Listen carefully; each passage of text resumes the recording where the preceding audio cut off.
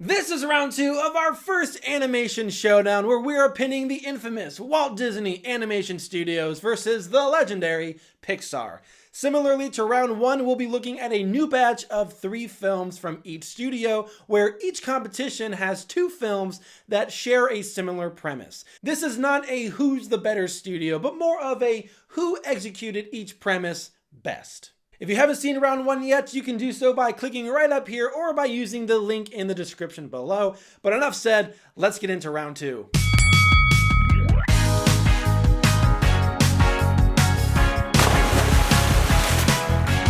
In round 1, we compared Disney's Raya and the Last Dragon, Moana and the Princess and the Frog to Pixar's Onward, Luca, and Soul. And in the end, Disney just barely came away with the win, which means that Pixar is behind in the competition and looking to nab a win today to force us into a third and final round, but we'll see how they do.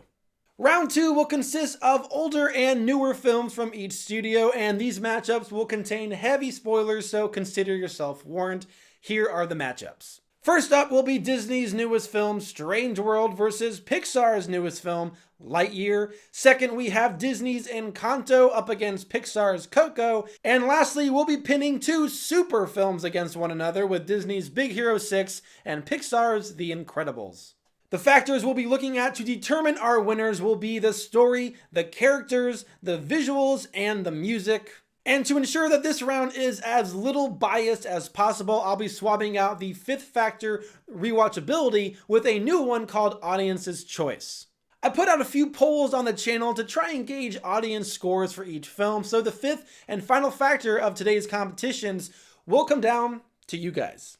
I'd like to give a special thanks to those of you who did cast votes, and if you would like to participate in similar polls for future videos, make sure you're subscribed to the channel and checking out that community tab just every now and then.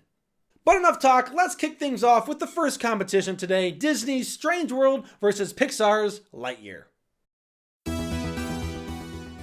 After a shocking discovery, our main 2 explorers come to a divide, with one choosing to live the life that they want given their current circumstances, while the other arrogantly continues in their pursuit to save their people. Time soon passes, with each continuing on, but when a wrench is thrown in the works that could ruin everything their society has cultivated over the years, one question remains: has enough time passed for our arrogant explorer to learn the error in their ways and finally come home? Starting with the story element for these films, this one is a bit of a toss-up for me. Each film comes with its praises and its vices, and each film is somewhat culturally controversial, with them containing each studio's first openly gay main character. However, after watching and breaking down each film's plot, I think there are some very notable differences between them. For one, Lightyear feels more unique and fresh as an original story, while Strange Worlds felt very familiar, pulling plot devices from Journey to the Center of the Earth and Disney's own Chicken Little and Sony's Planet 51. And as for the tone, Lightyear desperately wanted to be a more serious sci-fi adventure while still containing some comedy relief characters such as the lovable Socks and Taika Waititi's Mo. Strange World, on the other hand, comes across as a much more vibrant and colorful film with one of the healthiest families in Disney's arsenal. I mean, it's not very common for Disney to have a main kid character who still has both parents who are still both in love. However, while Strange World definitely took more swings with its humor, at the end of the day, both films' jokes are equally memorable for me. Now, I will say that while Lightyear does feel fresh and well-balanced, it wasn't nearly ambitious enough to warrant an entire origin story for Lightyear, let alone an entire trilogy. I also wasn't a huge fan of its pacing. The opening sequence and premise for the film definitely got me hooked early on, but as the film progressed, moving from one scene or one quest to the next, it began to feel like a chore, like the film was just padding runtime because it didn't have much more than an interesting premise and its third act twist. And when it comes to action, Lightyear was fairly underwhelming as well, considering what it set out to be and the legendary lead character that it possessed. Meanwhile, Strange World felt like it used its wacky premise and its world for very unique fights. It might be the underdog when it comes to action, but I left that film a little bit more satisfied. All this to say, these are fairly contentious films in terms of their plot, humor, and action. However, due to the nature of these films and their character arcs at work, I felt like Strange World's stakes felt more significant within its story and thus made it easier for me to feel invested. Both are subpar films from their studios, however, I'm gonna give Strange World a slight edge with a B in story and Lightyear a B-. Moving on to the character component, I've gotta say that Lightyear's Buzz felt very different from Toy Story's Buzz. And while it's certainly fine and expected to have some deviations between the two, I still feel like Lightyear's Buzz should be more comparable to Toy Story Buzz than to a character from a completely separate IP like Cars Lightning McQueen. I mean, when you think about it, both are severely arrogant and set in their ways, determined to be a one-man show. Lightyear Buzz is also very one-dimensional, meaning that no matter what character's eyes you're looking through, Buzz will always appear as the same character with the same flaws and personality. Contrasting that with Strange World, Searcher is a very different guy to his wife and child than he is to his father, Jaeger. And similarly, Ethan, Searcher's son, is a very different guy to his close friends than he is to his father. There are these very obvious, albeit sometimes too obvious, discrepancies between how these characters are perceived within certain circles, and it's these relationships that drive the story forward and motivate our characters within their arcs. AKA, it's inherently better storytelling when characters are multi-dimensional and there are windows for the audience to learn bits and pieces about them that other characters on screen are oblivious to. This scenario is often referred to as dramatic irony. Now that said, outside of our lead characters within these stories, I do think that Lightyear's other supporting main characters are a tad more memorable and add to the story a little bit better than Strange World's. On top of that, the father-son relationships in Strange World are just slightly reworked Chicken Little and Buck Cluck, at least in my opinion. However, I do think enough time has passed and that these arcs were different enough to warrant this type of story. So when it comes to characters, I'll be giving Strange World the edge, but again, a very slight one at that. Moving on to the visuals, I think Lightyear wins here. Strange World definitely has a more cartoonish and wacky world, but it's a distracting one at times, and also one that feels pretty familiar to me. Lightyear's world, on the other hand, is more bleak and realistic, however the visuals and the effects present within the film are certainly some of Pixar's best. And last up from me is the music. This is a very subjective factor, so I'm going to try to be as impartial as I can. Lightyear has a fairly solid sci-fi soundtrack, pulling notes of nostalgia from Star Wars and Toy Story's Buzz theme, and it certainly added to the weight and more serious tone of the film. It helped me to take the film seriously, and when it wanted to, it made it feel epic. Strange World, on the other hand, pulls notes of nostalgia from Indiana Jones and ups adventurer Charles Muntz. It definitely helped the film feel more vibrant while maintaining that adventurous tone. In the end, it's going to come down to the individual and their preferences. I don't think there's a clear winner here, so I'll be giving both a solid B. Neither does anything spectacular that will stick inside your brain, but they also don't do anything offensively bad either. So, as things stand, Strange World holds a very narrow lead. But, looking at the audience score, you guys just barely chose Lightyear as the better film, which would tie them for this competition. However, ties in the end will go to you guys, which means that Lightyear is our first winner within round 2, which means that Pixar will earn the first point, if by a very narrow margin. But we're not done yet. Let's move on to the next one. In this instant classic, our Latin antagonists, determined to be accepted and find their place within the world, must solve a familial problem decades after the historical milestone that marks their family took place. The clock is ticking and their antagonistic grandma is set on stopping them. Once again, starting with the story, I think both of these are examples of the studios at their very best. Coco resonated with a ton of people, Hispanic or not, and served as a great lens into Mexican culture and mythology. Similarly, Encanto represented Colombian culture in a fantastic light, at least to my knowledge, and it was filled with great characters, catchy songs, and alluring magic. Now, each studio took vastly different approaches to this type of story, so let's break them down into smaller, bite-sized, and more comparable pieces to see if we have any clear winners here. For one thing, I think it's important to note that Coco is Pixar swinging for another buddy cop adventure hit that it has become known for.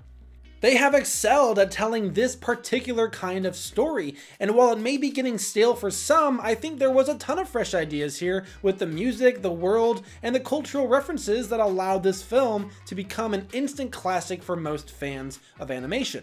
On the other hand, Encanto is not a globe-trotting film, but a smaller scale story that focuses on a family and their magical house. So when comparing the stakes and the more intense emotional scenes, we really have to take all this into account. Luckily, I think both films' sense of stakes really depends on their characters, and so it's going to come down to the individual viewer. How these characters are depicted, how believable and relatable their struggles are, and how captivating their arcs and journeys are will be the make or break for whether the viewer buys into the story. If you don't care about Miguel, or if you don't care about Mirabel and their respective families, then the story's emotional payoff towards the end will not hit as powerfully as intended. Now, I do think Encanto has one edge here in its sense of community.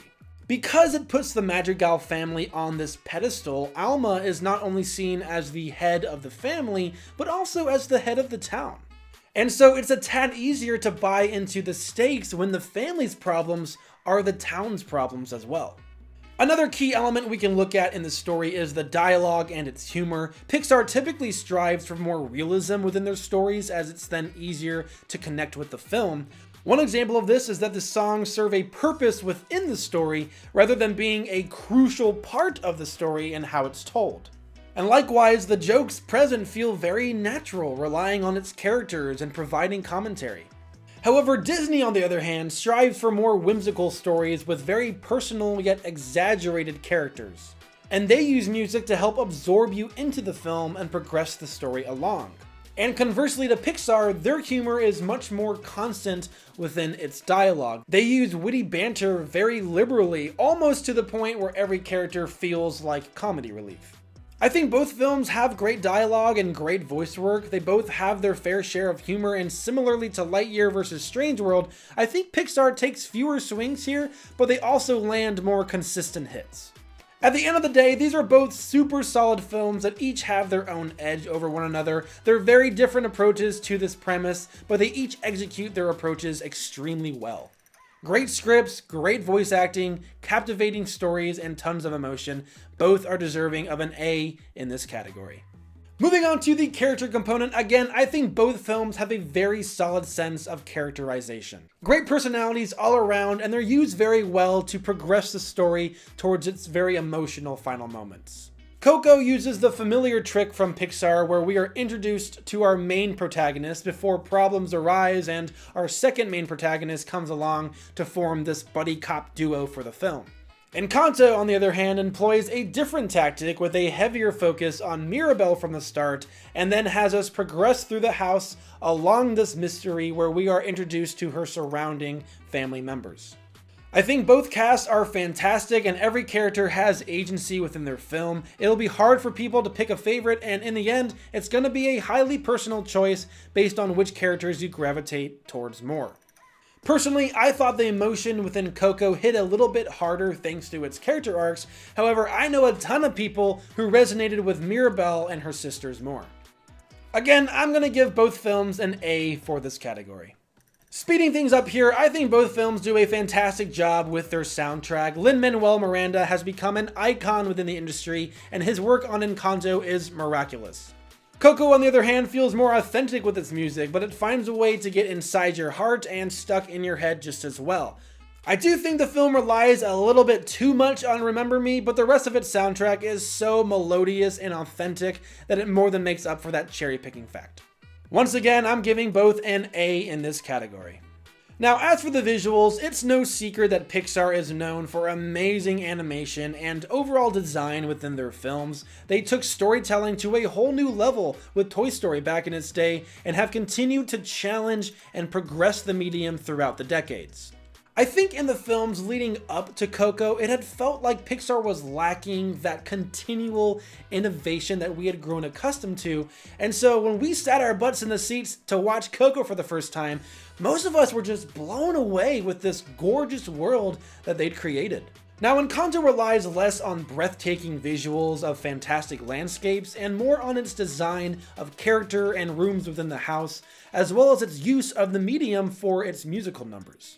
I think their ideas were well thought out and executed beautifully for the most part, but it never felt like Disney had outdone themselves as animators at any point in the film for me. I'll be giving Coco an A+, and Encanto a solid A. So once again, we have two very close films between these two studios. However, this time around, I have Pixar with the slight edge. So once again, it's going to come down to you guys. And this was a nail-biter amongst the 3 polls that I put out. Every other day I checked, it had swapped between the two. But at the time of this recording, I see Encanto with the slightest of leads, I believe by just 1 vote. However, that's enough to tie it up and award Disney with the 2nd point. Which of course means that the final super matchup will be the tiebreaker for this round. But before we jump into that, do me a favor and hit that like button to let the YouTube algorithm gods know that you're enjoying the video. It would mean a whole lot to me and a lot to this channel. I would also love to see your feedback in the comments. How can I improve these types of videos, and what are some other matchups you'd like to see me address? Anyways, thanks for watching. Let's move on to the final matchup. After a devastating loss, our main hero is plunged into despair, their life forever changed. However, when a new mystery beckons, our hero is put to the test, as well as his new super family, to stop a villain hell-bent on revenge. These are both super great films with great characters, big emotion, and fun stories, and in my opinion, they have a lot more in common than people think. However, today we're going to have to focus on what makes them different if we're going to make out any clear winners. And in my opinion, Big Hero 6 is one of Disney's best imitations of a Pixar film. Disney's staple humor is less prevalent here as they are striving for superb characterization, high emotions early on, and a more serious tone. Secondly, the pacing. Disney's pacing has always been on point for me, but this one feels even a little bit better as they adopt Pixar's beginning formula with introducing us to Hero, putting him into a sticky situation that holds true to his character, and then giving us his big brother who introduces the rest of the main cast. Disney usually likes to slowly add main characters throughout their films, but this one lays them all out early on, similar to most buddy cop Pixar films. But comparing this to The Incredibles, Pixar actually shakes it up a bit, giving us a retro beginning and then setting up that this is a period piece which emulates the 1950s and 60s. After Bob and Helen Parr are set up, we are then introduced to the rest of the family, and Pixar does a great job with these scenes depicting our stereotypical young boy and teenage girl, but we'll get into that more in a bit. I think the action of both films are really well done. Big Hero 6 has some limitations as certain events need to happen before they can acquire their full power sets, whereas the Parr family are born with their powers. But there are 2 things that The Incredible does and that Big Hero 6 lacks that I think gives The Incredibles the edge here. For one, The Incredibles has a huge amount of tension. They use it really well to immerse you into the world and its problems and really drive up its sense of stakes. Big Hero 6 does have stakes outside of our main group, but it's really the personal, emotional weight the film carries that makes you care about its central conflict. Secondly, The Incredibles has this incredible slow-burning build to its final act where we see the super family all be super together. It makes the journey memorable and that final act all the more satisfying. Now, Big Hero 6 has tons of chances to do something similar, but in the end, they forget to actually do it. The team is either always separated or not working well together. We see this time and time again, and one thing it could have tweaked to fix this issue and add even more tension and emotional weight to Hero's and Baymax's sacrifice play would be to have the characters help each other out of their sticky situations against Callahan rather than have to come up with their own unique solutions to merely save their own skin. Seeing them work together and save each other from their sticky situations would drive this sense of togetherness and embrace this family component that the film is striving for. And thus, when Hero and Baymax do disappear to potentially never return again, the emotion behind the team would hit a lot harder. Now, in the end, it's still an incredibly bold move from Disney to have a film that focuses on mental health and grief. They delivered an impeccable film that provides real consequences and portrays very real human emotions. But as a superhero film, it doesn't quite make it to The Incredibles' spectacular level, in my humble and personal opinion. Moving on to the character component, again, I think both films do a great job when it comes to characterization. The emotion within Hero's story and the motivations within every Parr family member all work really well to help audiences connect to these characters. However, that said, I do think that it's clear there was a lot more forethought that went into the Incredibles characters, and in particular their power sets. Brad Bird really shows his genius here, and he does it in a very simple way. Young boys are energetic. Teenage girls can be self-conscious. Mothers and wives have to be flexible, while fathers and husbands are typically seen as the protector of the family. And babies represent raw potential.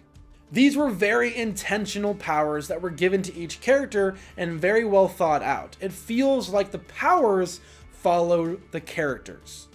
The film also does a tremendous job at providing each character with their own personal struggle to overcome that's tied really well to who they are as a person. However, with Big Hero 6, as much as I love its story and its characters, I have to admit that it feels like the characters followed the power sets that the writers and creators of the comics wanted to put on display.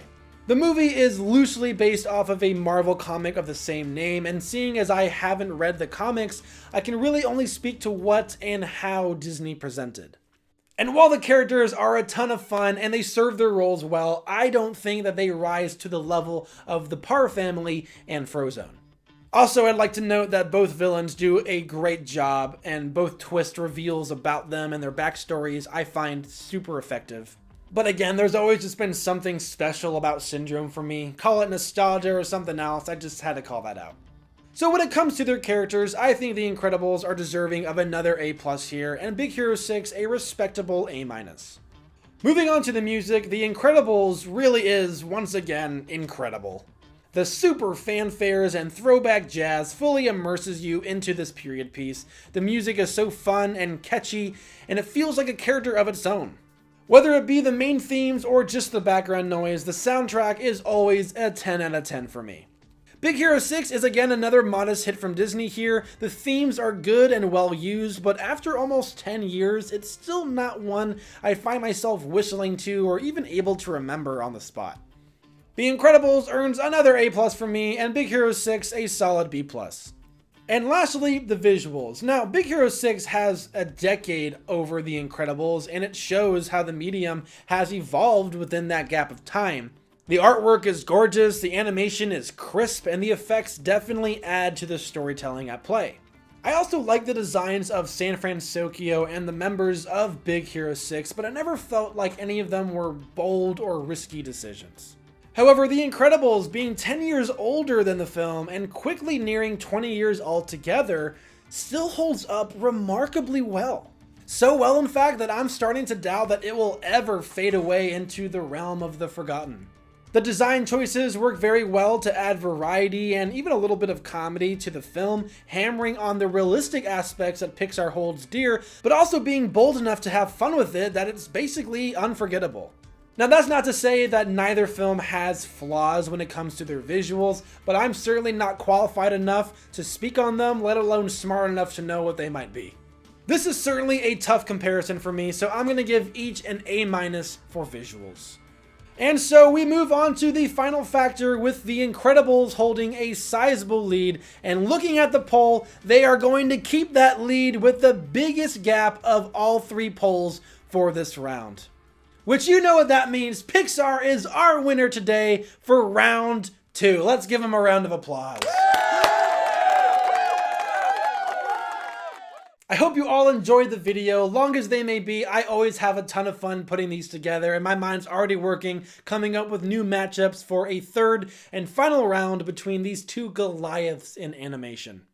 But that said, leave me your ideas for more matchups in the comments below. It doesn't have to be Disney versus Pixar. I would definitely love to branch out to other studios after we finish this particular Animation Showdown. Again, don't forget to subscribe and check in on that community tab just every so often. I'll be posting a bunch ahead of round 3 to see what particular matchups you guys would be interested in seeing, and I'll also be putting up a bunch of polls for the audience choice category. But as always, thank you guys so much for tuning in today. That's it from me. I will see you all next time.